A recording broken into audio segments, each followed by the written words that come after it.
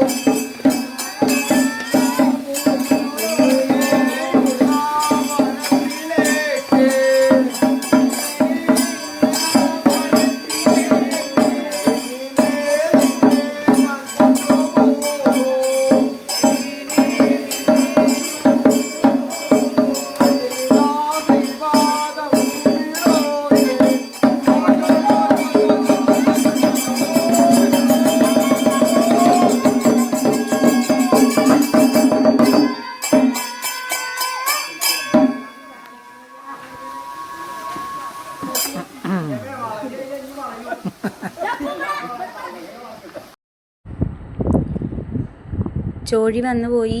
പിന്നെയും കുറച്ച് നേരം കഴിഞ്ഞ് അതിൻ്റെ ഇടയിൽ മൂന്നും കൂട്ടാനുള്ള മൂന്നും കൂട്ടുണ്ട്. 108 വെറ്റില മൂന്നും കൂട്ടൽ ഉള്ള മൂന്നും കൂട്ടുണ്ട്. അങ്ങനെ അതൊക്കെ കഴിഞ്ഞ് 12 മണിയായി. ആർദ്ര നക്ഷത്രം നേരെ മുകളിലെത്തി. ആ സമയത്ത് പാതിരാപ്പൂ ചൂടാൻ കുറേശ്ശെ ഓരോരുത്തരായി തുടങ്ങി. കണ്ണെഴുതി മുഖത്ത് വെള്ളം തളിച്ച് കുറിയിട്ട് വേളി കഴിഞ്ഞവർ വാൽക്കണ്ണാടി പിടിച്ചിട്ട് വേണം ഇതൊക്കെ ചെയ്യാൻ. പിന്നെ ചാന്ത് തൊട്ട് പിന്നെ പാടത്തെ പൂവ് ഉഴിഞ്ഞു കളയും. ഈ ദിക്കിലേക്ക് 3 തവണ ഉഴിഞ്ഞു കളഞ്ഞ് അതിന് മുമ്പ് കറുകമാല ചൂടണം. കണ്ണെഴുതി കുറിയിട്ട് കറുകമാല ചൂടി ചാന്തൊക്കെ തൊട്ട് പിന്നെയാണ് ഈ പാടത്തെ പൂവ് ഉഴിഞ്ഞു കളയുക. അത് കഴിഞ്ഞാൽ പാടത്തെ പൂവും പിന്നെ ചുവന്ന പൂവ് എന്നാണ് ഈ തിരുവാതിര ദിവസം പറയാറുള്ളൂ. കൊടുവേലിയുടെ ചുവന്ന പൂവുണ്ടാവണ കൊടുവേലിയുടെ പൂവാണ്. 2 തരം കൊടുവേലി ഉണ്ട്. അതിൽ ചുവന്ന കൊടുവേലിയുടെ പൂവാണ് ഈ പാതിരാപ്പൂ ചൂടാനായിട്ട് എടുക്കുക. അതും ചൂടി അത് ചൂടൽ കഴിഞ്ഞാൽ പിന്നെ ഓരോ കഷ്ണം ഈ പാടത്തെ പൂവ് അന്ന് പറഞ്ഞിട്ടുണ്ട്. കഴിഞ്ഞ എപ്പിസോഡിൽ പറഞ്ഞിട്ടുണ്ടായിരുന്നു അടയ്ക്കാമണിയനാണ് പാടത്തെ പൂവ് എന്ന് പറയാം. പാടത്തെ പൂവും കയ്യിലെടുത്ത് എഴുന്നേറ്റ് നിന്ന് ചന്ദ്രനെയും ആർദ്ര നക്ഷത്രത്തിനെയും എല്ലാം നോക്കി ഈ പൂവ് മുകളിലേക്കിട്ട് നമസ്കരിക്കും. അപ്പോൾ സോമായ നമ എന്ന് പറഞ്ഞിട്ടാണ് ഇത് മുകളിലേക്കിടുക. മുകളിലേക്കിട്ടിട്ട് നമസ്കരിക്കും.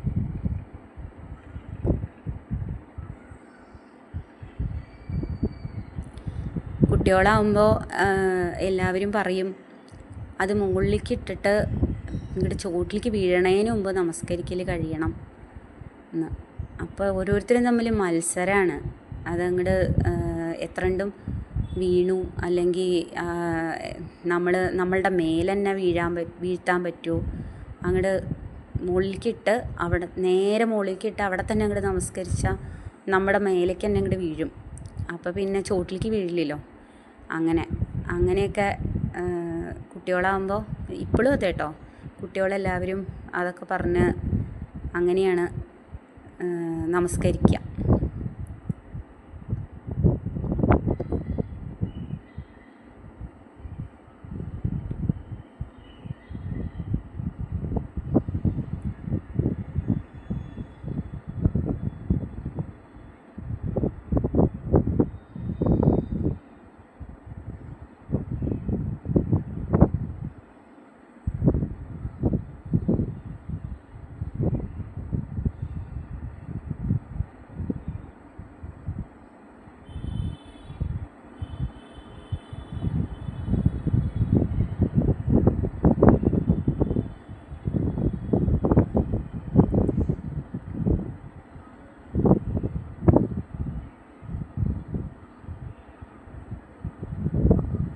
കുട്ടികളുടെ കഴിഞ്ഞ അടുത്ത സെറ്റിരിക്കും.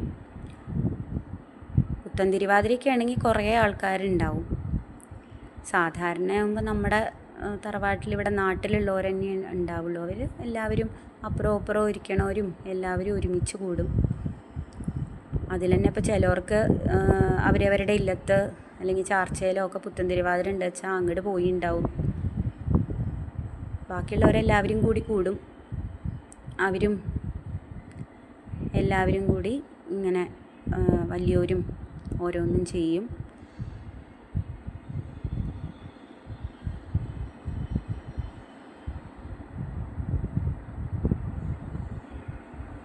കുട്ടികൾക്കാവുമ്പോൾ എല്ലാ പ്രാവശ്യവും ഇങ്ങനെ പറഞ്ഞു കൊടുക്കും. നമ്മളും അതേലോ, കുട്ടികളാകുമ്പോൾ അതൊന്നും ശ്രദ്ധിക്കൊന്നുമില്ല. എന്താ ചെയ്യേണ്ടത്, ഓരോ സമയത്തും എന്താ ചെയ്യേണ്ടത് എന്നുള്ളത് അതിൻ്റെ ഓർഡറോ കാര്യങ്ങളോ ഒന്നും ശ്രദ്ധിക്കാറൊന്നുമില്ല. ആരെങ്കിലുമൊക്കെ വലിയവരിങ്ങനെ പറഞ്ഞു തരുന്ന പതിവ്.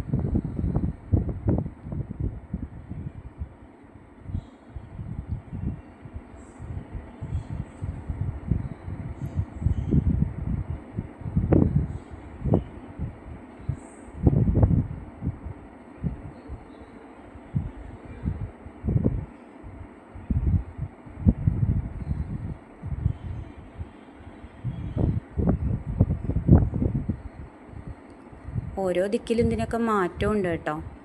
ഈ പാടത്തെ പൂവ് ചൂടണതിന് മുന്നേ ഇവിടെ പുഴിഞ്ഞ് കളയും 3 എണ്ണം. ചില ദിക്കിലത് അങ്ങനെയൊന്നുമില്ല, വെറുതെ എടുത്ത് ചൂടുക അത്രയേ ഉള്ളൂ. ചില ദിക്കിലത് 4 ഭാഗത്തേക്കും ആരാധിക്കും. കിഴക്കോട്ട്, പടിഞ്ഞാട്ട്, പിന്നെ വടക്കോട്ട്, തെക്കോട്ട് ഒക്കെ നമ്മളിരിക്കണ ആ സ്ഥലത്തിൻ്റെ 4 ഭാഗത്തേക്കുമായിട്ട് അത് ആരാധിക്കും. അത് കഴിഞ്ഞിട്ടാണ് ചൂടുക.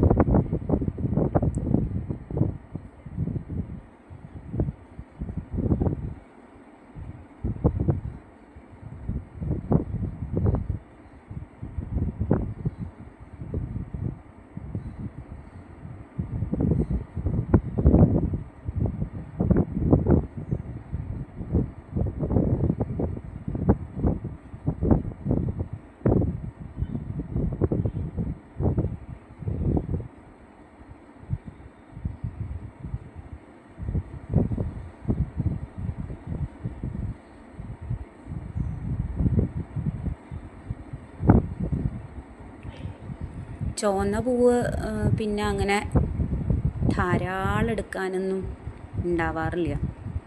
ചില കൊല്ലം നല്ലോണം കിട്ടും. എന്നാലും അതെ, രാവിലെ കുളിക്കുമ്പോൾ ചൂടലും പിന്നെ എല്ലാവർക്കും ചൂടലും അങ്ങനെയൊക്കെ ആകുമ്പോൾ ഒരുപാടൊന്നും എടുക്കാണ്ടാവില്ല. ചില സ്ഥലത്ത് നല്ല ദാരിദ്ര്യവും. ഇവിടെ അധികവും കുറച്ചൊക്കെ കിട്ടാറുണ്ട്. ചിലപ്പോൾ ആരെങ്കിലുമൊക്കെ കുറേശ്ശെ വേണമെന്ന് പറയും. അപ്പോൾ അവർക്കും കുറേശ്ശെ കൊടുക്കാറുണ്ട്. വേറെ ഇല്ലങ്ങളിലേക്കോ ഒക്കെ ഉള്ളവർക്ക് കൊടുക്കാറുണ്ട്.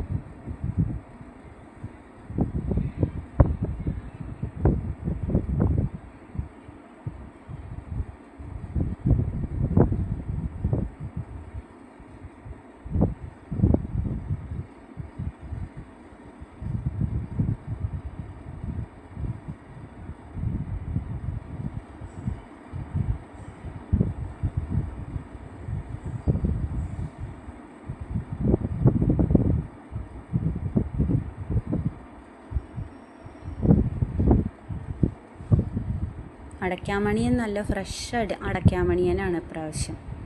മഴ കുറച്ചിങ്ങനെ വൈകിയ കാരണേ കുറേ കാലത്തേക്ക് മഴ ഉണ്ടായി. അത് കാരണം വല്ലാണ്ട് ഉണക്കം പിടിച്ചിട്ടില്ല പാടത്തെ പൂവിനൊന്നും. നല്ല ഫ്രഷായിട്ടിരിക്കുന്നുണ്ട് അടയ്ക്കാമണിയൻ.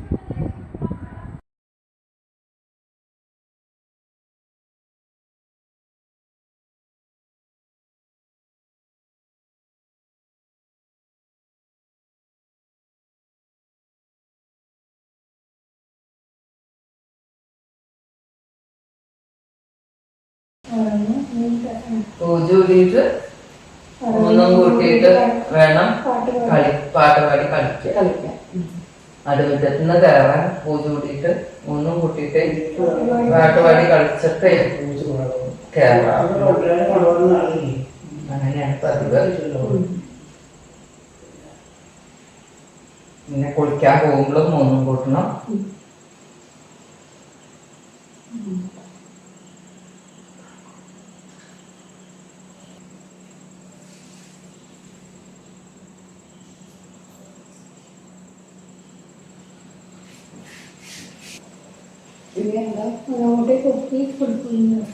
അതെ, കുളിപ്പൊഴിഞ്ഞ് വന്നിട്ട് കളിക്കാം.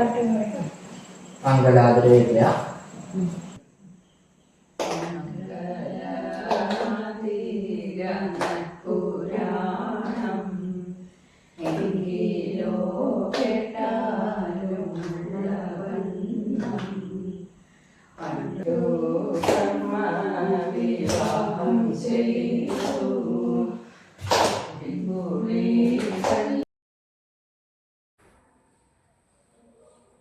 കിഴക്കോട്ട് തിരിഞ്ഞു നിന്നിട്ടാണ് മംഗലാതിര ചെല്ലുക.